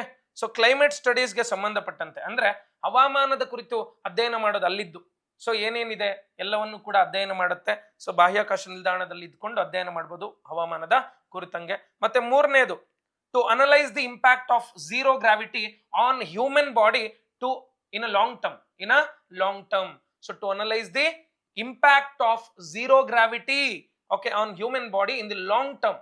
ಸೊ ದೀರ್ಘಕಾಲದವರೆಗೂ ಅಲ್ಲಿ ಉಳ್ಕೊಂಡಾಗ ಸೊ ಮಾನವನ ದೇಹದ ಮೇಲೆ ಯಾವ ರೀತಿ ಆ ಒಂದು ಝೀರೋ ಗ್ರಾವಿಟಿ ಅನ್ನುವಂಥದ್ದು ಪರಿಣಾಮವನ್ನು ಬೀರುತ್ತೆ ಅಂತೇಳಿ ಅದ್ರ ಬಗ್ಗೆ ಓಕೆ ವಿಶ್ಲೇಷಣೆ ಮಾಡ್ಕೊಳ್ಳೋದಕ್ಕೋಸ್ಕರ ಸೊ ಅಥವಾ ಅದ್ರ ಬಗ್ಗೆ ಅನಲೈಸ್ ಮಾಡ್ಕೊಳ್ಳೋದಕ್ಕೋಸ್ಕರ ನಾವೇನ್ ಮಾಡ್ತೀವಿ ಇದನ್ನ ಬಳಸ್ತೀವಿ. ಮತ್ತೆ ನಾಲ್ಕನೇದು observation of various events like solar flares, meteors, comets ಅಂದ್ರೆ ಉಲ್ಕೆಗಳು, ಧೂಮಕೇತುಗಳು, ಮತ್ತೆ ಸೌರ ಮಾರುತಗಳು.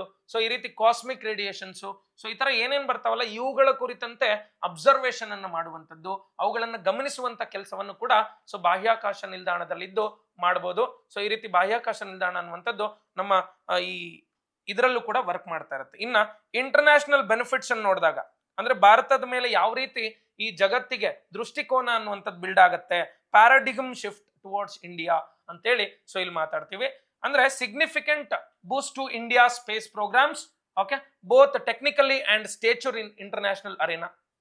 ಅಂದ್ರೆ ಜಾಗತಿಕ ಮಟ್ಟದಲ್ಲಿ ಭಾರತದ ಬಾಹ್ಯಾಕಾಶ ಕಾರ್ಯಕ್ರಮಗಳಿಗೆ ತಂತ್ರಜ್ಞಾನದಲ್ಲಾಗ್ಲಿ ಮತ್ತೆ ಅದನ್ನ ನೋಡುವಂತ ನೋಟದಲ್ಲಾಗ್ಲಿ ಬೇರೆ ಆಯಾಮವನ್ನೇ ಪಡ್ಕೊಳ್ಳುತ್ತೆ ಭಾರತ. ಓಕೆ ಮೊದಲನೇ ಪಾಯಿಂಟ್. ಎರಡನೇದು ನೋಡಿದಾಗ ಇಂಟರ್ನ್ಯಾಷನಲ್ ಪ್ರೆಸ್ಟೀಜ್ ಅನ್ನುವಂಥದ್ದು ಭಾರತಕ್ಕೆ ಸಿಗತ್ತೆ. ಇಂಟರ್ನ್ಯಾಷನಲ್ ಪ್ರೆಸ್ಟೀಜ್ ಅಂದ್ರೆ ಭಾರತಕ್ಕೆ ಒಂದು ಜಾಗತಿಕ ಮಟ್ಟದಲ್ಲಿ ಒಂದು ಗೌರವ ಘನತೆ ಅನ್ನುವಂಥದ್ದು ಸಿಗತ್ತೆ. ಸೊ ಇದರಿಂದ ಹಲವಾರು ದೇಶಗಳು ತಮ್ಮ ಉಪಗ್ರಹಗಳನ್ನು ಉಡಾವಣೆ ಮಾಡಬೇಕು ಅಂದಾಗ ಸೊ ತಮ್ಮ ಯಾವ್ದಾದ್ರು ಬಾಹ್ಯಾಕಾಶ ಕಾರ್ಯಕ್ರಮಗಳನ್ನು ಮಾಡಬೇಕು ಅಂದಾಗ ಸೊ ಭಾರತದ ಜೊತೆ ಒಪ್ಪಂದಗಳನ್ನು ಮಾಡಿಕೊಂಡು ಭಾರತಕ್ಕೆ ಬಿಸ್ನೆಸ್ ಅನ್ನು ಕೊಡುವಂತ ಅವಕಾಶಗಳು ಹೆಚ್ಚಾಗಿ ಕಂಡು ಬರ್ತಾ ಇರ್ತವೆ. ಸೊ ಇಂಡಿಯಾ ಒಂದು ಕಮರ್ಷಿಯಲ್ ಓಕೆ ಕೊಲಾಬ್ರೇಷನ್ಸ್ ಅನ್ನ ಮಾಡ್ಕೊಳ್ಬಹುದು, ಸ್ಪೇಸ್ ಕೊಲಾಬ್ರೇಷನ್ಸ್ ಅನ್ನ ಮಾಡ್ಕೊಂಡು ಈ ರೀತಿ ಪ್ರಾಫಿಟ್ ಅನ್ನ ಗೇನ್ ಮಾಡ್ಕೊಬಹುದು. ಮತ್ತೆ ಮೂರನೇದು ನೋಡಿದಾಗ ಸೊ ಸ್ಟ್ರಾಟಜಿಕ್ ಇನ್ಫ್ಲೂಯೆನ್ಸರ್ ಆಗಿ ಕೆಲಸ ಮಾಡುತ್ತೆ. India's presence in space could shift the balance of power in space exploration. ಅಂದ್ರೆ ಭಾರತ ಒಂದು ಅಗ್ರ ಶಕ್ತಿಯುತ ರಾಷ್ಟ್ರವಾಗಿ ಒಂದು ಕಡೆ ನಿಂತ್ಕೊಳ್ಳುವಂತ ಸಾಮರ್ಥ್ಯವನ್ನು ಪಡ್ಕೊಳ್ಳುತ್ತೆ. ಮತ್ತೆ ಇದರಿಂದ ಈ ಜಗತ್ತಿನ ದೃಷ್ಟಿಕೋನ ಅನ್ನುವಂಥದ್ದು ಭಾರತವನ್ನ ನೋಡೋ ರೀತಿನೇ ಬದಲಾಗತ್ತೆ. ಸೊ ಇದರಿಂದ ಭಾರತಕ್ಕೆ ತುಂಬಾ ಹೆಚ್ಚಿನ ಅಡ್ವಾಂಟೇಜಸ್ ಅನ್ನುವಂಥದ್ದು ಕಂಡು ಬರ್ತಾ ಇರುತ್ತೆ. ಇನ್ನ ಮೂರನೇದ್ ನೋಡಿದ್ರೆ ಎಕನಾಮಿಕಲ್ ಬೆನಿಫಿಟ್ಸ್ ಏನಪ್ಪಾ ಅಂತ ಕೇಳಿದ್ರೆ, ಈಗಾಗಲೇ ಹೇಳಿದ್ನಲ್ಲ, ಸೊ ಭಾರತಕ್ಕೆ ಒಂದು ಬಾಹ್ಯಾಕಾಶ ನಿಲ್ದಾಣ ಅನ್ನುವಂಥದ್ದು ನಿರ್ಮಾಣ ಮಾಡ್ಕೊಂಡಿದ್ದಾರೆ. ಅಂದ್ರೆ ಸರ್, ಭಾರತಕ್ಕೆ ಬೇರೆ ದೇಶಗಳಿಂದ ಬಂದು ಜನ ಆಸ್ಟ್ರೋನಾಟ್ಗಳು, ಸರ್ ನಾವು ನಿಮ್ಮ ಸ್ಪೇಸ್ ಸ್ಟೇಷನ್ಗೆ ಹೋಗಿ ಬರ್ತೀವಿ, ನಮ್ಮನ್ನು ಕಳಿಸ್ಕೊಡಿ ಅಂತೇಳಿ ಬೇರೆ ಬೇರೆ ಕಂಟ್ರೀಸ್ಗಳು ನಮ್ಮ ಹತ್ರ ಬರ್ಬೋದು. ಸೊ ಅದರಿಂದ ನಮ್ಗೆ ದುಡ್ಡು ಅರ್ನಿಂಗ್ಸ್ ಆಗತ್ತೆ, ಪ್ರಾಫಿಟ್ ಬರುತ್ತೆ. ಸೊ ಇಲ್ಲಿ ಹಣ ಗಳಿಸುವಂತ ಕೆಲಸ ನಡೆಯುತ್ತೆ. Earning for ISRO by leasing out experiments, ಅಲ್ಲಿ ಲೀಸ್ಗೆ ಕೊಡ್ಬೋದು ಬಾಹ್ಯಾಕಾಶ ನಿಲ್ದಾಣವನ್ನ ಬೇರೆ ದೇಶಗಳಿಗೆ. ಸೊ ಬೇರೆ ದೇಶಗಳ ಆಸ್ಟ್ರೋನಾಟ್ಸ್ ಅನ್ನ ಅಲ್ಲಿ ಕಳಿಸಬಹುದು, ಇದರಿಂದ ಹಣವನ್ನು ಗಳಿಕೆ ಮಾಡಬಹುದು. ಮತ್ತೆ ಇದರಿಂದ ಬಾಹ್ಯಾಕಾಶ ನಿಲ್ದಾಣವನ್ನು ಏನಾದ್ರೂ ಎಸ್ಟಾಬ್ಲಿಷ್ ಮಾಡ್ಬಿಟ್ರೆ India space sector is expected to grow 5-fold to $44 billion in the next decade. ಅಂದ್ರೆ ಮುಂದಿನ ದಶಕದಲ್ಲಿ, ಅಂದ್ರೆ 2030 ದಶಕದಲ್ಲಿ ಭಾರತದ ಈ ಒಂದು ಬಾಹ್ಯಾಕಾಶ ಆರ್ಥಿಕತೆ ಅನ್ನುವಂಥದ್ದು ಏನಿದೆ $44 ಬಿಲಿಯನ್ ರೀಚ್ ಆಗುವಂತ ಸಾಧ್ಯತೆಗಳಿದೆ. ಸೊ ಇದರಿಂದ ಅಷ್ಟು ಬಿಸಿನೆಸ್ ಆಗಿ ಅಷ್ಟು ಹಣವನ್ನ ನಮ್ಮ ಭಾರತ ಗಳಿಸುವಂತದ್ರಲ್ಲಿ ಯಾವುದೇ ಅನುಮಾನವಿಲ್ಲ. ಇನ್ನು ಮೂರನೇದು ನೋಡಿದ್ರೆ, can explore potential for space tourism. ಬಾಹ್ಯಾಕಾಶಕ್ಕೆ ಪ್ರವಾಸವನ್ನ ಕಳಿಸಬಹುದು ಜನಗಳನ್ನ. ಸೊ ಪ್ರವಾಸಕ್ಕೆ ಹೋಗಿ ಬರ್ಬೋದು, ಇದರಿಂದಾನು ದುಡ್ಡು ಹಣ ಗಳಿಕೆ ಆಗುತ್ತೆ. ಅಂದ್ರೆ ಭಾರತೀಯರನ್ನೇ ಕಳಿಸಿದಾಗ್ಲೂ ಹಣ ಗಳಿಕೆ ಆಗುತ್ತೆ. ಮತ್ತೆ boost space industry, MSMEs in India. ಬಾಹ್ಯಾಕಾಶ ಬಾಹ್ಯಾಕಾಶ ಕ್ಷೇತ್ರದಲ್ಲಿ ಈ ಕಾರ್ಖಾನೆಗಳು, ಇಂಡಸ್ಟ್ರಿಗಳು, ಕಂಪನಿಗಳನ್ನ ಅದರಲ್ಲಿ ಇನ್ವಾಲ್ವ್ ಮಾಡಿಸಬಹುದು. ಮತ್ತೆ MSMEಗಳನ್ನು ಕೂಡ ಇದರಲ್ಲಿ ಇನ್ವಾಲ್ವ್ ಮಾಡಿಸಿ ಹೆಚ್ಚು ಹಣವನ್ನು ಗಳಿಕೆ ಮಾಡಬಹುದು. ಮತ್ತೆ ಅವೆಲ್ಲದಕ್ಕೂ ಕೂಡ ಅವೇರ್ನೆಸ್ ಅನ್ನ ಮೂಡಿಸಿ, ಸೊ ಅದರಿಂದ ಕೂಡ ಎಲ್ಲರೂ ಬಿಸ್ನೆಸ್ ಮಾಡೋ ರೀತಿ ಅವ್ರನ್ನ ಬೆಳೆಸಬಹುದು ಅಂತೇಳಿ ಇಲ್ಲಿ ಎಕನಾಮಿಕಲ್ ಅಡ್ವಾಂಟೇಜಸ್ ಅಲ್ಲಿ ನೋಡ್ತೀವಿ. ಇನ್ನ ಚಾಲೆಂಜಸ್ ಏನೇನಿದಾವ್ ಸರ್, ಇದನ್ನ ನಿರ್ಮಾಣ ಮಾಡ್ಕೊಳ್ಳೋದು ಅಷ್ಟು ಈಸಿನಾ? ನೋಡಿ, ಎಜುಕೇಶನಲ್ ಪರ್ಪಸ್ಗೂ ತುಂಬಾ ಬೆನಿಫಿಟ್ಸ್ ಇದಾವೆ. ಅಂದ್ರೆ ಸೈನ್ಸ್ ಅಂಡ್ ಎಕ್ಸ್ಪೆರಿಮೆಂಟ್ಸ್ ರಿಸರ್ಚ್ ಅಂತ ಬಂದಾಗ ಎಜುಕೇಶನ್ಗೆ ಯಾರ್ಯಾರು ಈ ಟೆಕ್ನಿಕಲ್ ಬ್ಯಾಕ್ ಗ್ರೌಂಡ್ ಅಲ್ಲಿ ಓದ್ತಾ ಇರ್ತಾರೆ ಎಲ್ಲರಿಗೂ ಕೂಡ ಹೆಲ್ಪ್ ಆಗುತ್ತೆ ಇದು. ಅಟ್ ದಿ ಸೇಮ್ ಟೈಮ್ ಇದು ಚಾಲೆಂಜಸ್ ಏನೇನಿದೆ, ಇದು ಇಂಪಾರ್ಟೆಂಟ್. ಚಾಲೆಂಜಸ್ ಇದನ್ನ ಕನ್ಸ್ಟ್ರಕ್ಟ್ ಮಾಡ್ಕೊಳ್ಳೋದು ಅಷ್ಟು ಈಸಿನಾ ಅಂತ ನೋಡಿ. ಮೊದಲನೇದು ಫೈನಾನ್ಷಿಯಲ್ ಕನ್ಸ್ಟ್ರೈನ್ಸ್ ಇದೆ, ಕೋಟ್ಯಾಂತರ ರೂಪಾಯಿ ಖರ್ಚಾಗತ್ತೆ, ಫೈನಾನ್ಷಿಯಲ್ ಕನ್ಸ್ಟ್ರೈನ್ಸ್. ಎರಡನೇದು ಟೆಕ್ನಾಲಜಿಕಲ್ ಡೆವಲಪ್ಮೆಂಟ್, ತಂತ್ರಜ್ಞಾನವನ್ನು ಅಭಿವೃದ್ಧಿ ಮಾಡ್ಕೋಬೇಕು, ಬಟ್ ಇನ್ನೂ ಅಂತ ತಂತ್ರಜ್ಞಾನಗಳು ನಮ್ಮ ಹತ್ರ ಇಲ್ಲ. ಅಂಡ್ ಮೂರನೇದು human resource and expertise. Human resource and expertise, ಮಾನವ ಸಂಪನ್ಮೂಲಗಳನ್ನ ಇದಕ್ಕೆ ಸರಿ ಹೋಗೋ ರೀತಿ ಅಭಿವೃದ್ಧಿ ಪಡಿಸ್ಬೇಕು. ಮತ್ತೆ ಅವ್ರಿಗೆ ಟ್ರೈನಿಂಗ್ ಕೊಡಬೇಕು, ಅವ್ರಿಗೆ ಕೋಟ್ಯಾಂತರ ರೂಪಾಯಿ ಖರ್ಚು ಮಾಡ್ಬೇಕಾಗತ್ತೆ. ಇನ್ನು ನಾಲ್ಕನೇದು ನೋಡಿ, logistics and operational challenges. Logistics and operational challenges.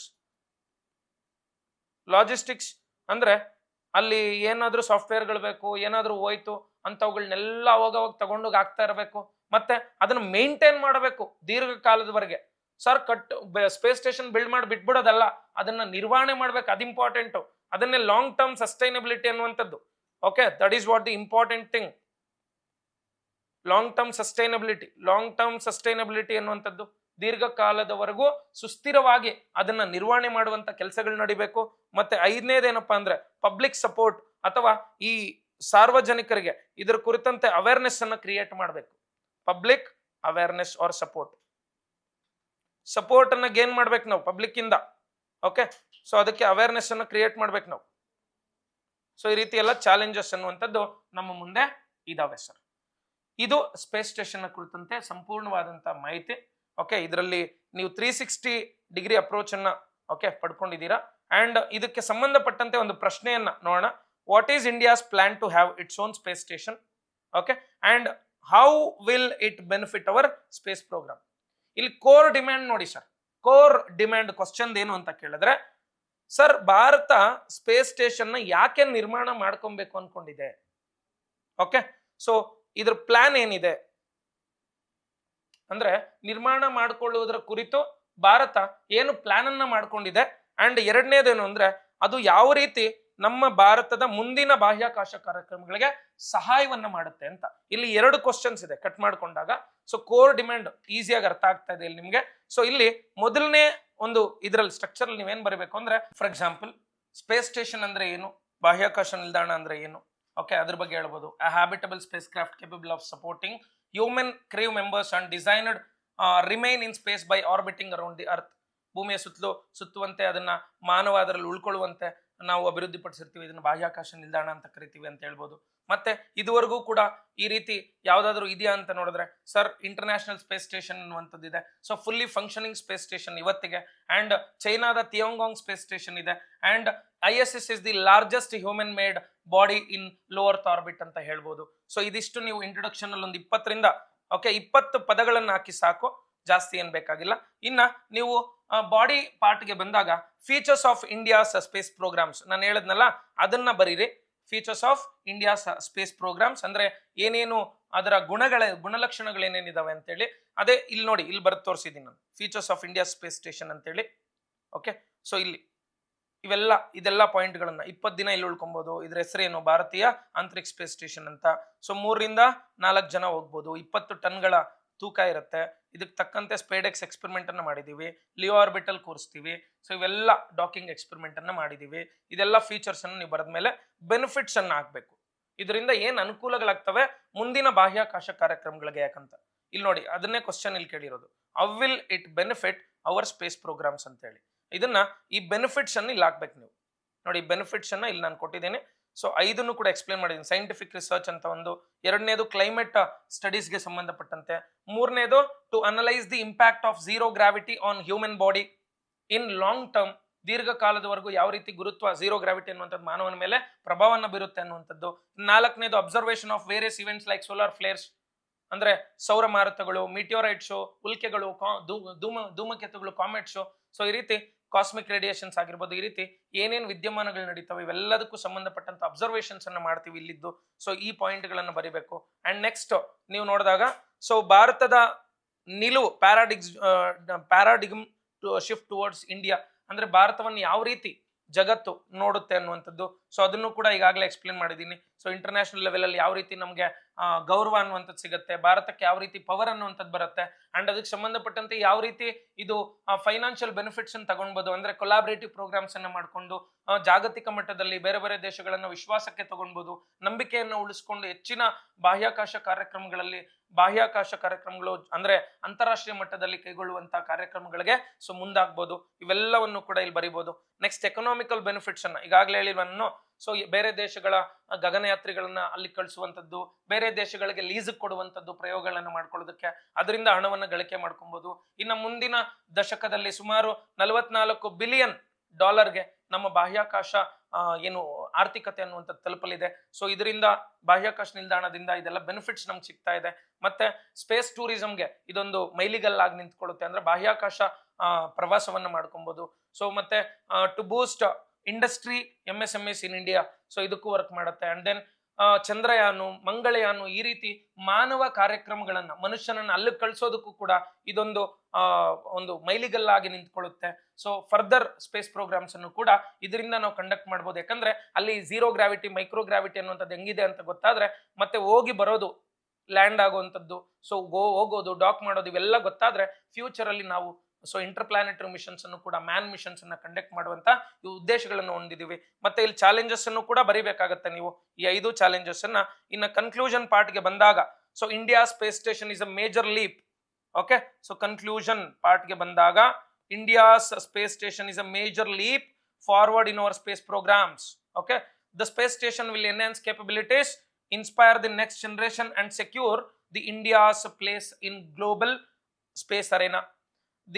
With this, the increasing space economy will foster scientific temperament. So foster the scientific temperament among youth, making a new era of exploration and innovation ಅಂತೇಳಿ. So ಇದನ್ನು ಬರೆದ್ರೆ ಸಾಕು.